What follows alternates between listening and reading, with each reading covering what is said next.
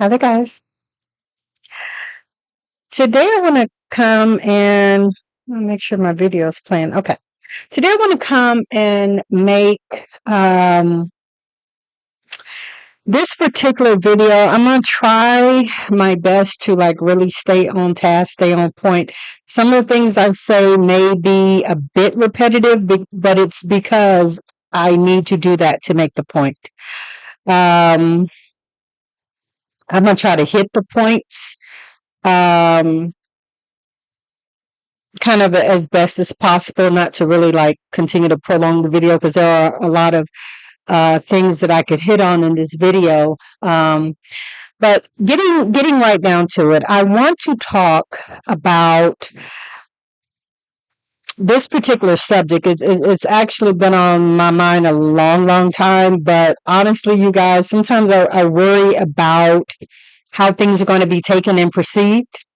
But then later on, as things are changing, I see somebody else that may be talking about the very same thing. And I'm like, well, shoot, I should have went ahead on and said what I was going to say. So I want to make this video.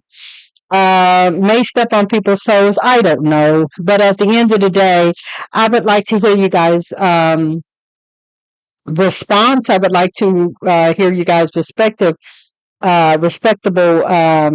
response to the comparison that I'm going to make, because I think it's important, because when we look at things in a rational way, which is what I try to do on this channel, give people a different perspective, help people to see things in a way that sometimes they don't always see. I'm thankful that I have the ability to do that. I think it's kind of somewhat of a gift, but I'm glad that I'm able to do that, because everybody isn't able to look at things either for what they are or for in a different perspective. And I think so many times it's almost like we're caught up under spells or something, like some type of something in America that, we keep repeating cycles. If many of you notice, we keep going through the same loops, the same cycles. I could bring many examples of that, but this is not the video for that right now. But despite going through the different cycles, we seem to, so many of us, get under this mass delusion. And because so many of us don't look at reality and don't accept reality and things are the way that they are, and because maybe we can't see it that way. That's why I'm here, and other people like me. And I think it's a great disservice, because it keeps you under that delusion. And one of this delusion that I want to talk about now is literally about relationships and marriage, and this high quality lifestyle that, we keep being presented and almost punished for by Black males. Let me say this before I kind of really begin. The truth of what is really truly going on a big scale that I think a lot of us don't see, they see it, but we don't know it, is that things are presented to us and given to us that don't apply to us, and that never has applied to us. And yet we have a lot of Black men who are running and carrying these narratives that frankly are impossible and don't exist in Black culture and in Black relationships. I'll explain that a little further as I go into it, but it's like we have been given arguments to argue about in Black relationships that have never applied to us. And it's like black men are presenting, which is why at the end of the day, I can't say that I really truly believe that black men are really behind it, because I'm not even trying to diss black men or say they're not smart, but I'm just saying I don't think that black men really even think that way. In a lot of ways, you have to have been on another side in order to even bring a certain type of concept because you've been on that other side. And many black men in America, just everyday working Joe black men, have not been on that other side that they keep bringing and presenting to black people, black women, and in black culture. We've never been there. So let me go ahead and explain what I'm talking about, so I won't get nobody confused, and you guys won't be able to go along with me. The argument that I'm going to bring out, like I just said, is about black and white relationships. The average black people, the average white, and maybe I shouldn't say average. I'm going to say the high quality, because that is really a lot of the argument that the gurus, and that triggering name for a lot of black men. They hear me say that word and they instantly tune me out, which is fine, because this channel is not for them anyway. It's for black women. But when I talk about Kevin Samuels, it triggers. It still triggers. But I got to talk about him because he's the one that, in my opinion, he didn't bring about the whole high value man thing. He didn't bring that out. But a lot of black men caught hold to the concept of oh, I'm high value from him. So let's go from the perspective of the white man's position in history, where it always has been, and the black man's position in history. Now, if you just look at the two, you're going to say the white man is the high value man. Come on. So with that being the case, we're already starting at a disadvantage, because black men have never been looked upon as, and have never been high value men. This is not a diss. That's one of the things I need you guys to understand. Don't get in your feelings. Just listen to me rationally, please, and with an open mind, because this is not about bashing or dissing black men, which is another reason why many times they can't accept what I have to say, because anything I say, oh, you're bashing black men, cut it off. And it's sad. Hopefully the women who come here will be a little bit more understanding and hear what I'm trying to say. I'm literally making a comparison because they make a comparison. They literally compare black women to not only white women, but every other woman. But I'm going to compare us with white women, because literally all over the world, I don't care where you go, any other preference of woman, the white woman is still on top of them. And we're just being honest. I don't care if she's Brazil. I don't care if she's Costa Rica. The white woman is still the archetype, period, all over the world. And we know that. Again, that's not a diss. That's just the way it is. So with that being the case, let's start with the position.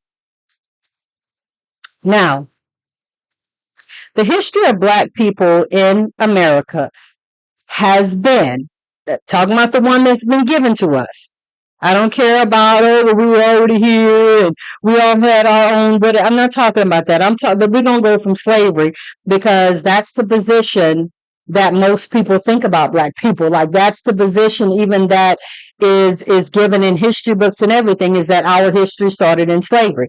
We know it's not true, but that's the perspective that I'm going to take. So with that being the case, black men and women, the position of the black man was of servitude. The position of the black man was having no authority. The position of the black man during slavery time, and even after, if we're honest, Um, he couldn't really make no decisions in his house. He couldn't just say, wife, do this, children, y'all do that. Maybe little bitty things, but not on a mass level. Not like he didn't have any authority even to control his own family. That all came through the white slave master. Like he could not get up and get in his car and get up and go and do and have a business meeting. Like that is not the case for black men. It was always of servitude. He always had to ask permission. Um, Many times the wives and children were given to him. Like it was arranged. Like, oh, you be with this person, you with that person. If the slave master say, you're gonna be a buck, you're gonna be a buck. So you just spend your time literally screwing. You know, it's crazy that so many of them love that position that they continue to hold on to that one today. But despite that, it was all about, and I did make some notes, you guys, so I may refer to a few things, but it was a position of him not being his own, no, not even his own bodily autonomy. If the slave master wanted his wife, he just came and got her. Ain't really much he could do. If the slave master wanted to sleep with his 8-year-old daughter, there ain't really much he can do without being killed, because he property too. If he want to come sleep with him, I mean, we know that's how it was. So that point is made. Let's compare that to the position of the white man. The white man was in control. He was the authority. He was the one that we had to go to for permission.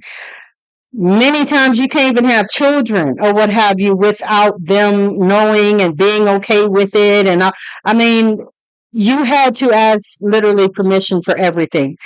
The white man was that position of, he was the one that you went to for the permission. Like we get that, we understand that. Now let's talk about women, okay? Because one of the points that a lot of them like to make is that, just women in general didn't have any authority, power, whatever. That was for the man. Well, that was mostly for the white man. Because, yeah, black women didn't have any authority, power, say so, whatever. Of course, it was later given more so to the man. So black women were still under a servitude type thing.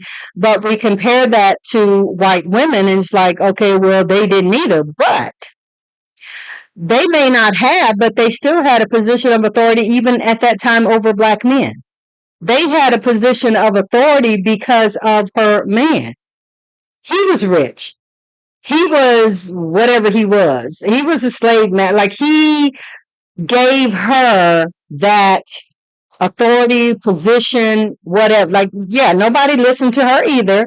But if I say that, John Brown or whatever is my husband, then, oh, that's that you're his wife. Black women, we still have never had that. Like, white women had authority through their husbands, so they still had more power and authority. Let me just look here at my notes to see if there's anything else I wanted to say about that to make the point. So coming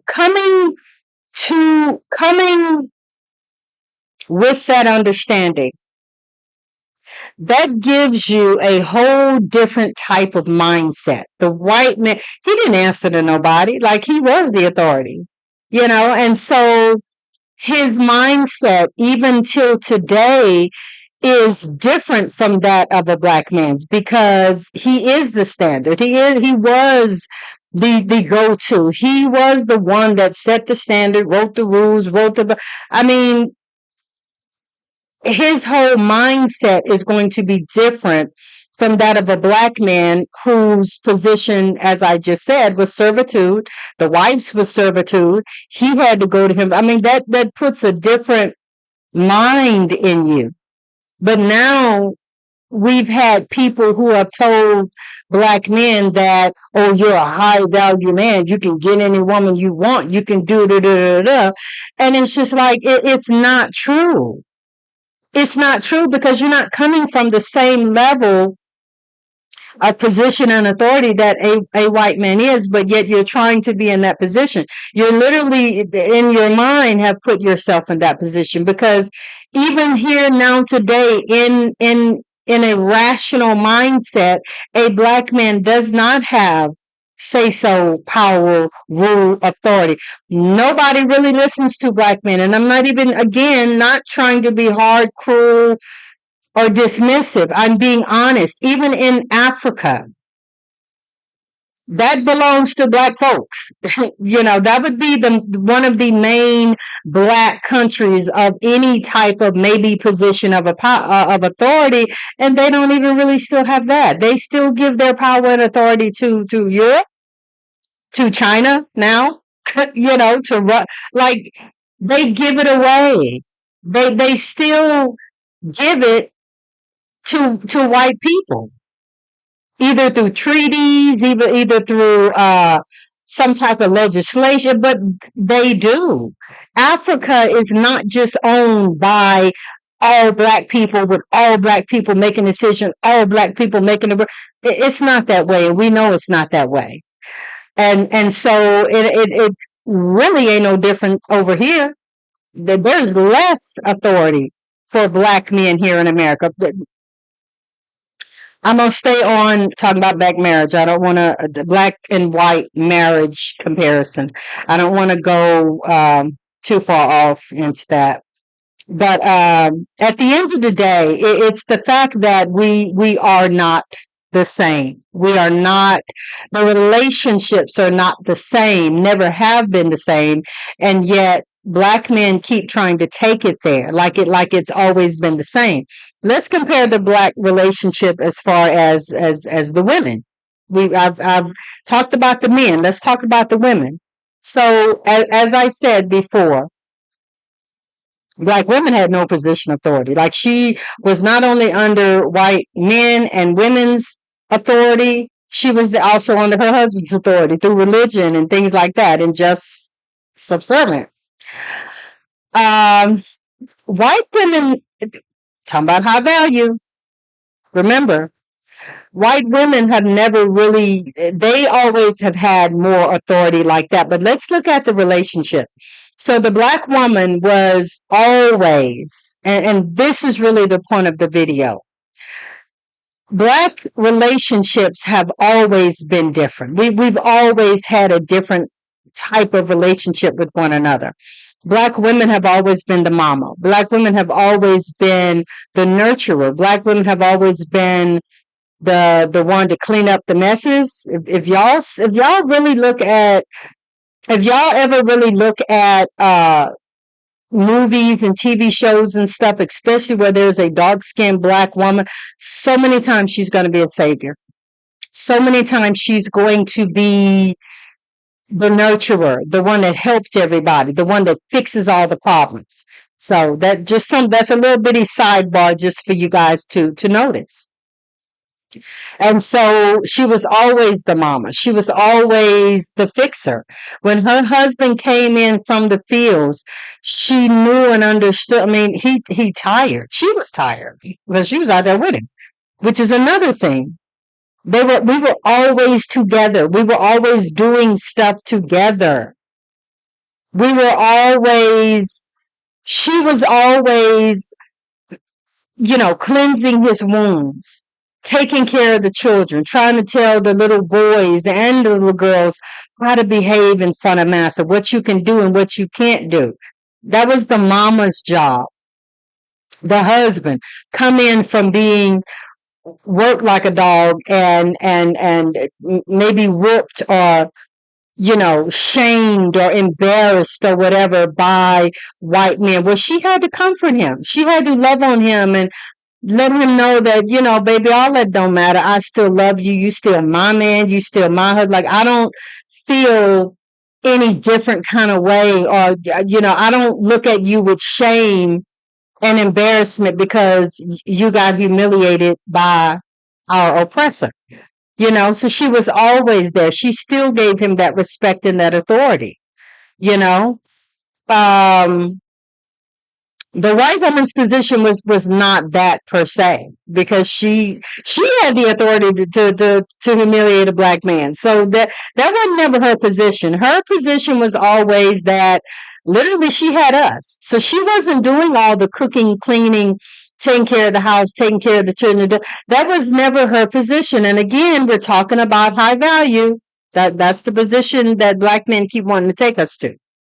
So her position, like I said, she had us. We were nursing the babies. We were doing the cooking. We were doing the cleaning, the sewing.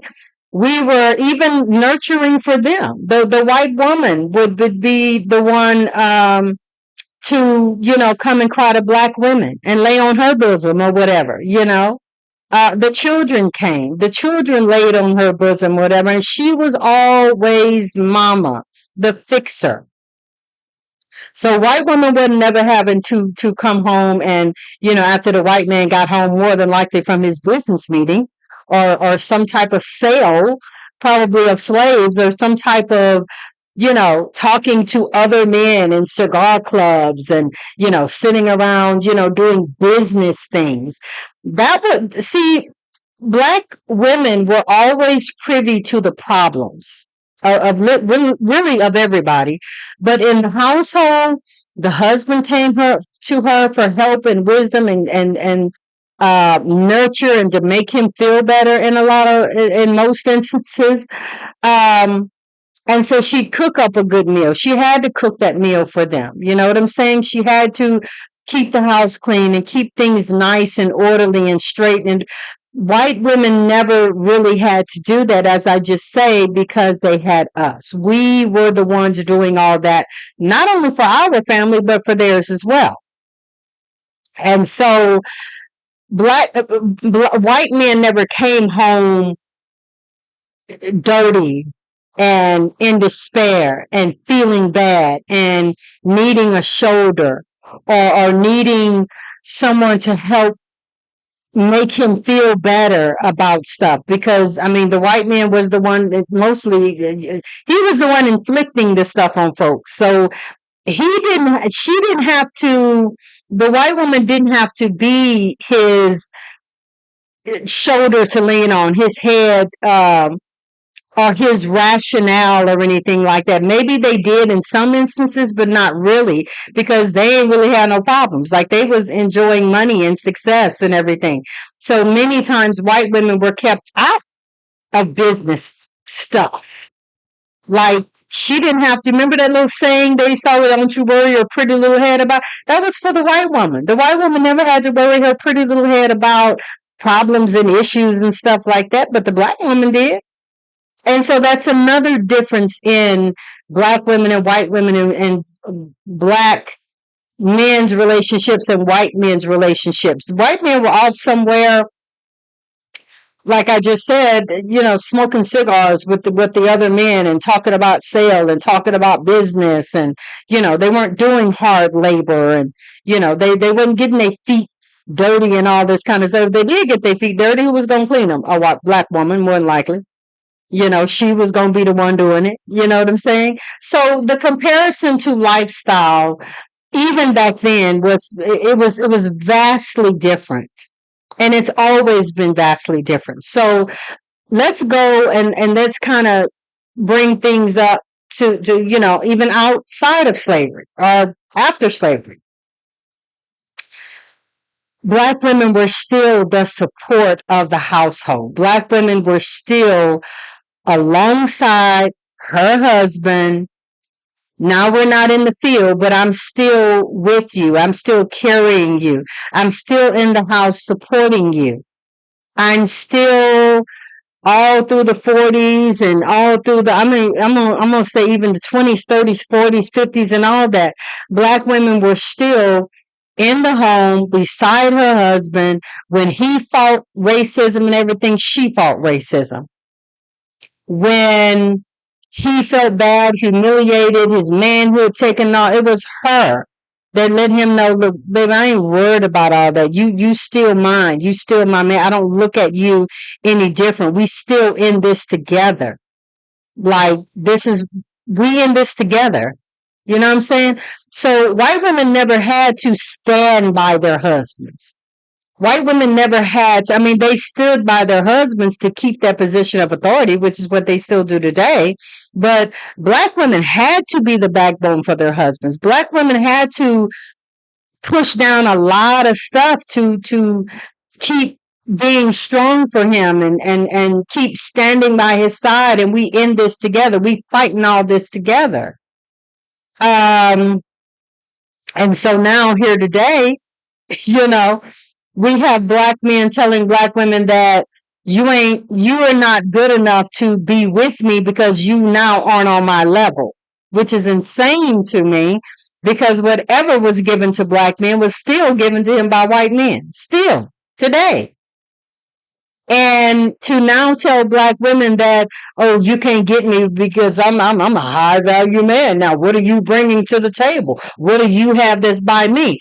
That would be worthy enough for me. The insanity of that state, of those type statements and those type of ego trips, is the fact that, look at history.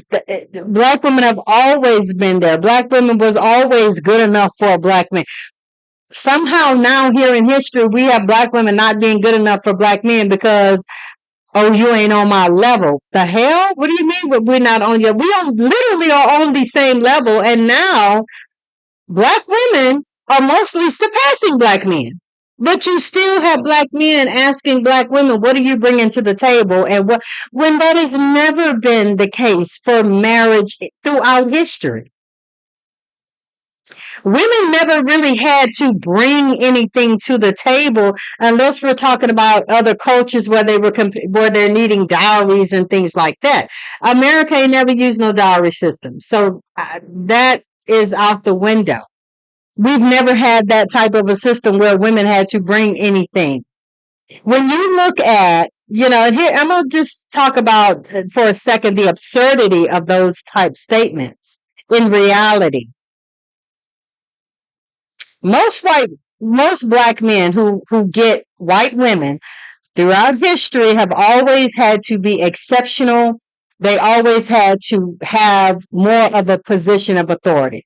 Not saying that two broke, a white woman and a black man couldn't have been broke together and got together. I'm not saying that. I'm talking about historically. Historically, white women were always taken care of. That's just the way it is. And so a black man normally who got with one had some type of money, some type of position, just like right now. It's the NFL players. And we're talking about high value again.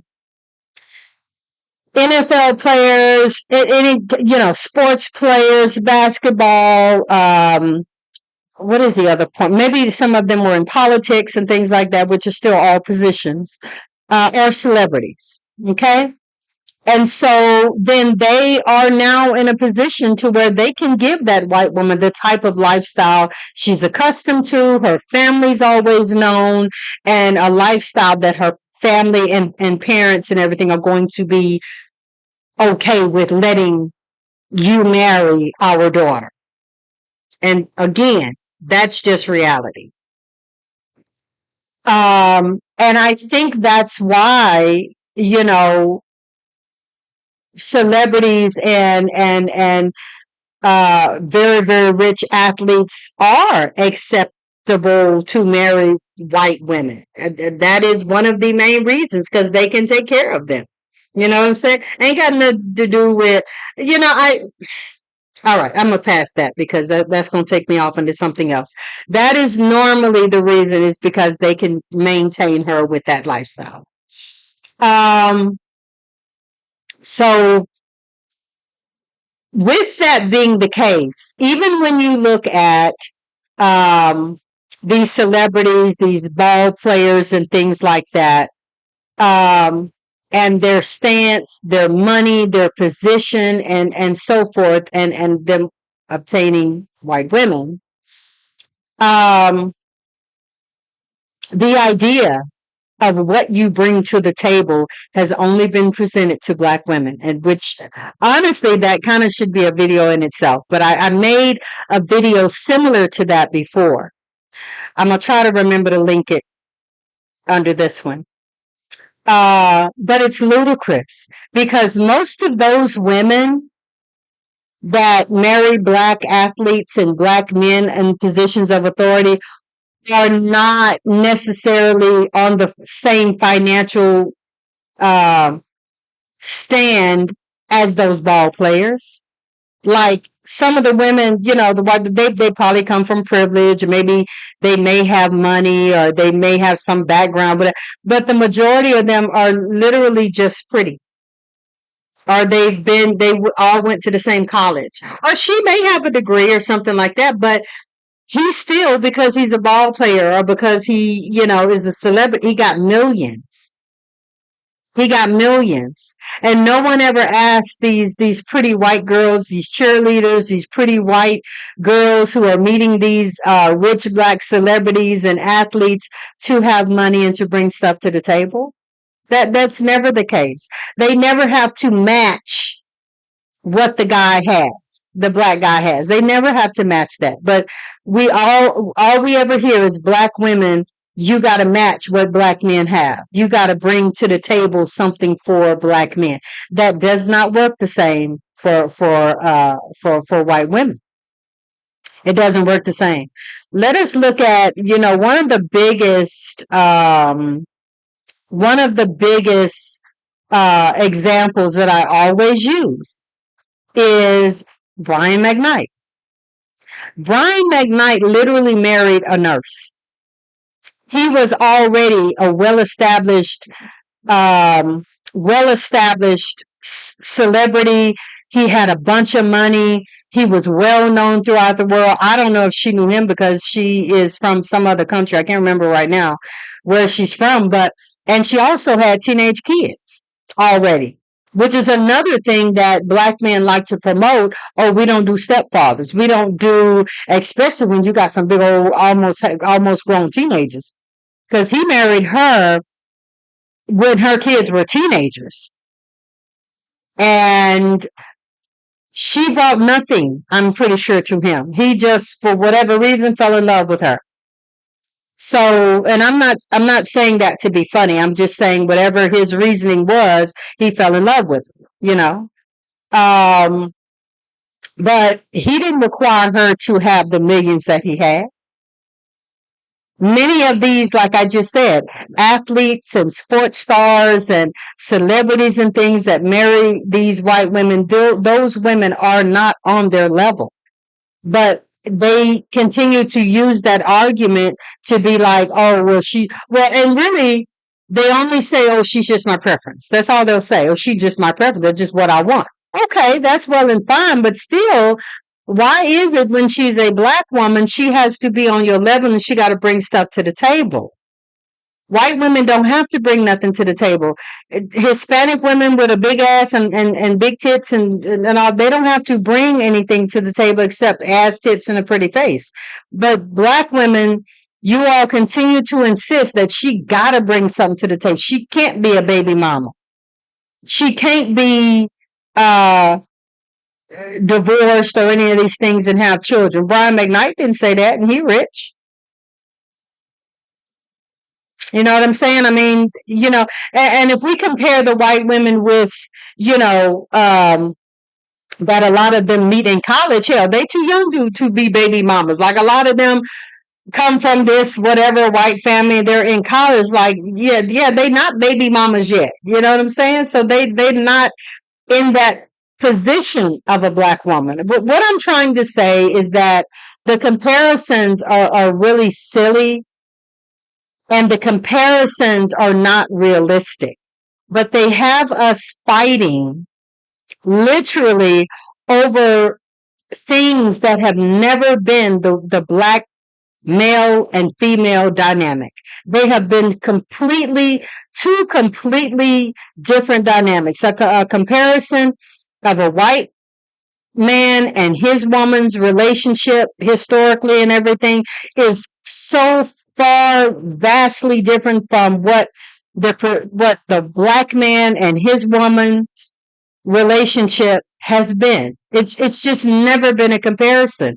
And that's why I say it behooves me that now somebody has put it into black men's head that black women need to be equal to not only white women, but other women of other whatever.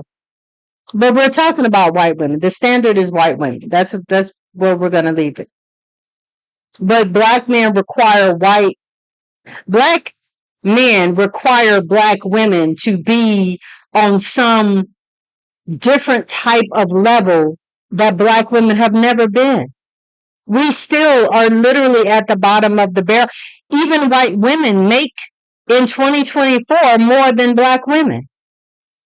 So how could the comparison ever be made? And like I just said before, the dynamics are the same. What was expected of a white woman historically was completely vastly different from what was expected of black women.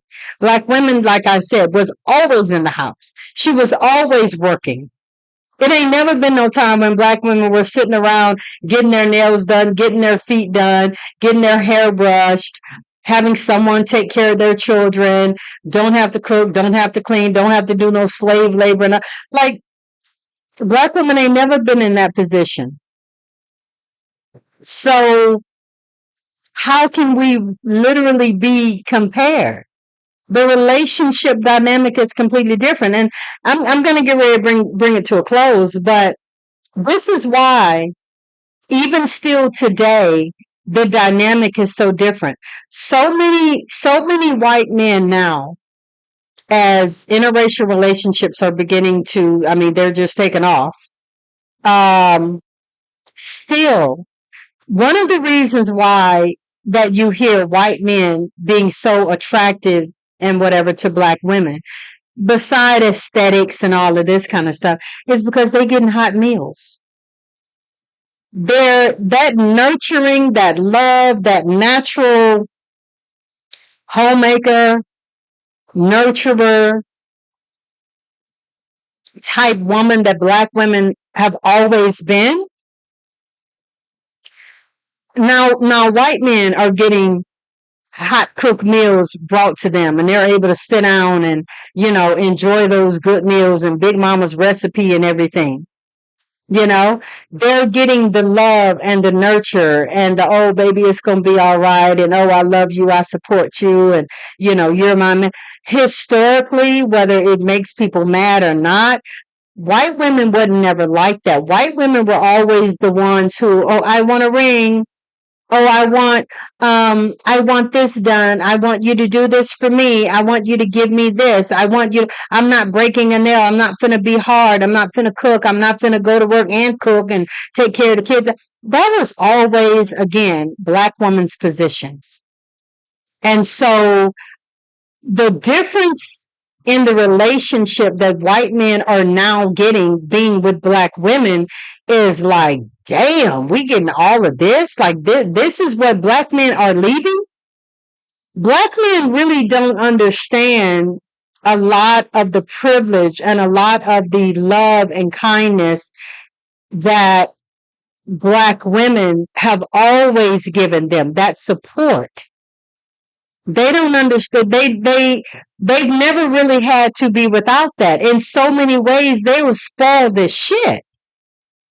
And now white men are getting that because they're dating black women. And it's like white men are in complete heaven because white women ain't never rubbed their feet and came home and always had the, a drink ready for them. And you can put your feet up and I'm going to run your bath water and I'm going to cook your food and I'm going to do that. Just have never, and I'm not even trying to say anything to diss white women. I'm just saying historically, that's never been the type of relationship. That relationship has always been more so to black men and black relationships because that's just the way it always was, even from slavery.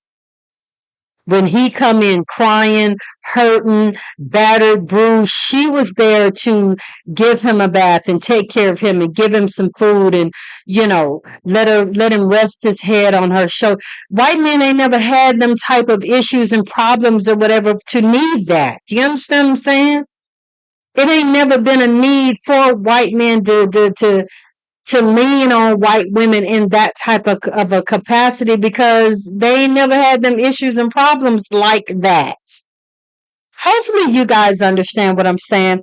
I'm going to check my paper real quick and just see if there's anything else I need to say and talk about. I really think I'm done. I mean, because at the end of the day, like I'm saying, the comparison of the relationships are just so vastly different. And even still today, they're different. It's just different. And what black men are requiring and demanding of black women because, oh, I'm a high value man now. You still don't put those demands and requirements on white women and women that you're saying is your preference. You don't do that. You still expect black women with their degree that y'all don't care about. I got it. Uh, with their tight bodies, with their big butt and all of that they're so-called bringing to the table. Y'all are still not requiring white women to do. Y'all are even paying for the BBLs and things that these white women even get. Y'all are paying for her to have that type of a body that you want. You wouldn't expect that of no black woman. If black woman got a flat ass and little tits, she just got a flat ass and little tits, and that's all it's gonna be. And you just not gonna pick her. But for a white woman to be in your circle and for you to get what you want and you got the money, you gonna pay for her tits and ass.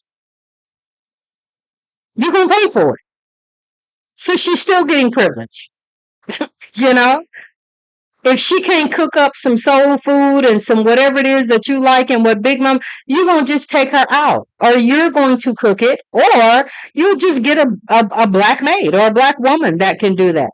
You'll get a black nanny or whatever to take care of the children because she just emotionally cannot handle it. I'm just, oh my God, how do you do all that? Just being honest. Let me know, guys, let me know what you think. Am I completely way off?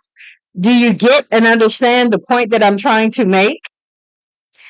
If you do, leave me a comment. You guys, please hit the like button. Please hit all notifications. Please hit the subscribe button so that you'll know when I upload new videos. Like the video, say something. I notice I get a lot of people that'll come to my videos and I ask you guys so graciously to either like it or leave me a comment or subscribe to me or whatever. And it seems like they just come, listen to the video and just leave. And it's just like, I'm like any other content creator. Like, I need you guys to like the video. I need you guys to comment and interact and say things so that my algorithm and so forth will come up too. Like, I know I don't have the fancy equipment. I know I don't know all those things on how to, add little things to the video to make it exciting and everything, but I still need that support. And I hope that you guys will do that. I know some of you have listened to me for quite a long time. So I do appreciate that support. But you guys like the video, comment on the video respectfully, and hit all notifications so that you know when I upload new videos. You guys, thank you for listening. Thank you for watching. And until the next video, see you next time.